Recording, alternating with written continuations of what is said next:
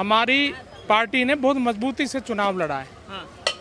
और अब और स्टेट में भी जितने अभी विधानसभा चुनाव होंगे वहाँ भी मजबूती से चुनाव लड़ा जाएगा, क्योंकि दिल्ली में भी हमारा गठबंधन, ये इंडिया गठबंधन के साथ गठबंधन होने से पहले भी हमारे पार्टी के नेताओं ने और कांग्रेस के नेताओं ने भी ये स्पष्ट बोल दिया था, तय था कि ये गठबंधन सिर्फ लोकसभा चुनाव के लिए है, विधानसभा चुनाव सब अलग अलग अपने बलबूते पे अपने पार्टी के चुनाव चिन्ह पर लड़ेंगे। इन्होंने जिस तरीके से झूठा प्रचार किया कि हम दोषी नहीं हैं, हमें झूठा फंसाया गया।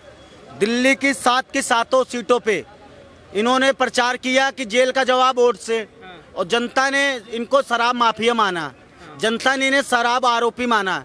ये जेल में बंद है, इस पे मोहर लगी 7 की 7 पे। और इन्होंने गठबंधन में चुनाव लड़ा था, तब भी ये बीजेपी से एक भी सीट नहीं ला पाए। और आने वाले समय में जब आप विधानसभा की बात कर रहे हो पत्रकार महोदय, तो ये विधानसभा में ऐलान कर चुके अकेले लड़ेंगे। जब ये 2 होके कुछ नहीं उखाड़ पाए, नहीं एक भी सीट जीत पाए, और इतना झूठा प्रचार किया, इन्होंने कहा जेल का जवाब वोट से, एक भी सीट नहीं दी जनता ने। जनता ने इनको कहा भागो, अब तुम शराब माफिया हो और रहोगे, तुम झूठ बोलने वाले नेता हो, पार नहीं कर पा रहे हो। और मोदी अकेला इस बार 240 लाया है। 2014 और 19 में जो मार्जिन था बीजेपी के कैंडिडेट का, कितना था वो, और इस बार वो कहाँ पहुँच गया? 78 पे।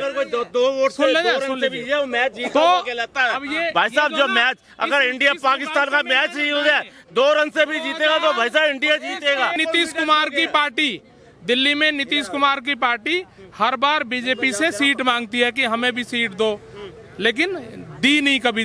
शिवसेना भी मांगती रही है। पहले शिवसेना जब यूनाइटेड थी, संगठित थी ना, बाला साहब ठाकरे जी के नेतृत्व में, जब इनके साथ थी पूरी शिवसेना, तब भी वो सीट मांगते थे। लेकिन महबूबा मुफ्ती की पार्टी को सुन लीजिए ना, और उसी के साथ मिलकर सरकार बनाई थी कि नहीं बनाई थी जम्मू कश्मीर में? उसी के साथ मिलकर सरकार महबूबा मुफ्ती पार्टी के साथ पीडीपी, एक मिनट रुक जाओ यार, पीडीपी पार्टी के साथ मिलकर सरकार बनाई थी। क्यों बनाई, किस लिए बनाई, मैं पूछना चाह रहा हूँ इनसे कि आप किसको, मोदी के अलावा इंडिया को सपोर्ट करते हो, उसमें सब आ गए। कांग्रेस पार्टी ने कहा, मनमोहन सिंह जी ने कहा कि अल्पसंख्यक जो बोला था, सबसे पहला अधिकार हमारे देश की जितनी भी हमारी वो है, उस पर अधिकार मुसलमानों का है। आप इसको सपोर्ट करते हो या नहीं? हाँ या ना जवाब देखो। हाँ या ना में जवाब नहीं, मेरी बात सुनोगे तो ही मैं जवाब दूंगा ना। आप बताओ, उन्होंने बोला था कि पहला हक मुसलमानों का है, जबकि ओबीसी में, पिछड़ों में बाकी जातियां भी आती हैं। मुस्लिम धर्म का ही उन्होंने सपोर्ट क्यों करा? आप इससे बाकी जवाब दे रहा हूँ मैं, उसका भी जवाब दे रहा हूँ, लेकिन मुझे आप ये जवाब दे दो पहले। महबूबा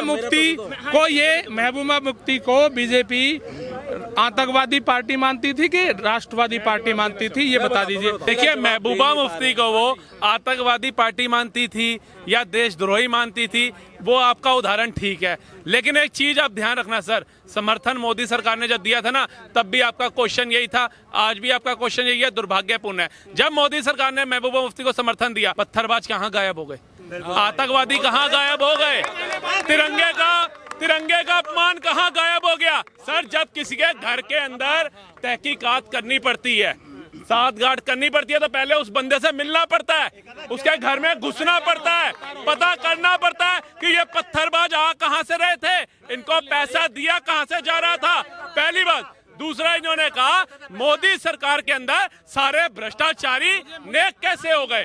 तो ये सवाल मैं इनसे पूछना चाहता हूं कि केजरीवाल जी के पास ऐसी कौन सी वॉशिंग मशीन है जिसके अंदर जो इतनी बड़ी लिस्ट लेकर के खड़े थे वो सारे धुल गए? लालू धुल गया, राहुल गांधी धुल गया, सोनिया गांधी धुल गई, ठीक है, अखिलेश धुल गया, नीतीश धुल गया, सारे धुल गए, ममता धुल गई, सबको जेल में भेजा था। तो कौन सी मुसीबत? 3 साल तक उनके साथ मिलकर सरकार चलाई थी, 3.5 साल तक। और सुन लीजिए जो इन्होंने बात करी, एक मिनट पूरी बात होने दो यार। जो इन्होंने अभी क्वेश्चन उठाया, केजरीवाल जी का कोई इन पार्टियों से केजरीवाल जी का गठबंधन नहीं था, लालू से या उससे। यहाँ केजरीवाल का गठबंधन यहाँ दिल्ली में, हरियाणा में और कांग्रेस से था। सुन लीजिए ना, दिल्ली हरियाणा और गुजरात में था, सुन लीजिए, वो कांग्रेस से गठबंधन था। मैं इनसे पूछ रहा हूँ मोदी जी के पास कौन सी वॉशिंग मशीन है कि अजीत पवार जो 75,000 करोड़ घोटाले का दोषी, उसको पहले कहते थे, पहले गृह मंत्री जी कहते थे चक्की पीसिंग, उसको हम चक्की पिसवाएंगे। क्या मजबूरी थी कि उसको उप मुख्यमंत्री बना दिया? हेमंता बिस्व शर्मा उसको अपनी पार्टी में मुख्यमंत्री बना दिया। ऐसी क्या मजबूरी थी एक भ्रष्टाचारी को? सवाल पूछने का जो अधिकार होता है वो जनता देती है।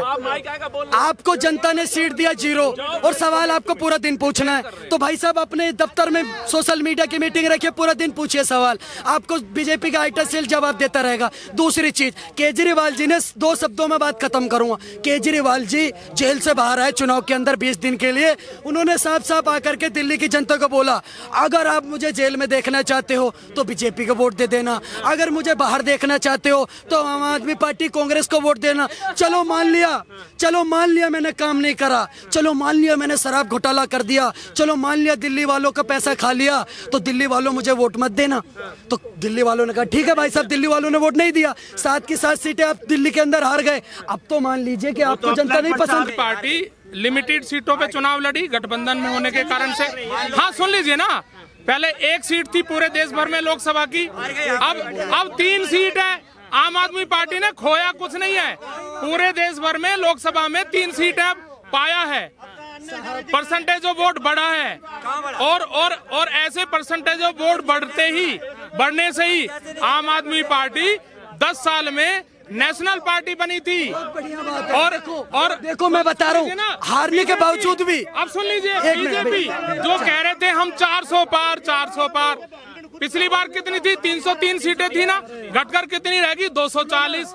तो खोया है उन्होंने। वो बच्चे हैं क्लास के, आम आदमी पार्टी वाले नारा लगा रहे, गिरते हैं सवारे मैदाने जंग में, वो क्या गिरेंगे जो घुटनों के बल चलते हैं। साहब आप मिट्टी में मिल गए, घुटने के बल नहीं गिर गए, आप सारी की सारी सीटें हार गए। जहां आपकी सरकार है वहां तो चुनाव जीत नहीं पा रहे, पूरे भारत में आप चुनाव लड़ने जा रहे हैं। मतलब मैं कौन, मैं खामोखा बेगानी शादी में अब्दुल्ला दीवाना आम आदमी पार्टी बन के घूम रही है। दूसरी चीज सुनिए, आप कह रहे बीजेपी ने बोला था 400 पार करेंगे, 400 पार नहीं हो पाए। अरे मूर्खों के सरदारों, मेरी बात सुनो, सरकार तो लास्ट में मोदी जी की बनी। आज पूरी कांग्रेस पार्टी इस बात पे बहस नहीं कर रही कि ये बात नहीं बोल रही कि हमारी 0 आई है। ये कह रहे हमने बोला था देखो 400 पार नहीं होगा, 400 पार नहीं होने दिया। कांग्रेस पार्टी, एक जो क्लास में बच्चा होता है ना, जो हर साल फेल हो रहा होता है, हर साल जो बच्चा फेल हो रहा होता है, उसके घर वालों को भी पता होता है ये निकम्मा है, निठल्ला है, नकारा है। गलती से अगर उसके 33 नंबर आ जाते हैं ना, अगर जो बच्चा, अंकल जी 1 सेकंड, आप बीच में बोलना, रनिंग कमेंट्री मत करो प्लीज, मैं कह रहा हूँ, आप पूरा आपका टाइम मिलेगा। जो बच्चा हर साल फेल हो रहा होता है, उसके घर वालों को भी पता होता है निकम्मा है। अगर गलती से उसके 33 नंबर आ जाते हैं ना, तो इतनी मिठाई उसके घर में बढ़ती जितनी टॉपर के यहाँ नहीं बढ़ती। उन्हें पता था निकम्मा है। आप सुनिए, वही हालत कांग्रेस पार्टी के। ये बात नहीं बोल रहे कि कांग्रेस पार्टी की 2014, 2019, 2024 तीनों की सीटें मर्ज कर दो, फिर भी भारतीय जनता पार्टी से 35 कम है। पता नहीं किस बात की मोदी जी की जो सरकार बनी है, बहुत बहुत शुभकामनाएं हमारी। लेकिन मोदी जी यानी 17 सितंबर 2025 को 75 पार हो जाएंगे, तब तक ही वो प्रधानमंत्री रहेंगे। वो खुद इस्तीफा दे देंगे, सुन लीजिए ना, उसके बाद वो खुद इस्तीफा दे देंगे।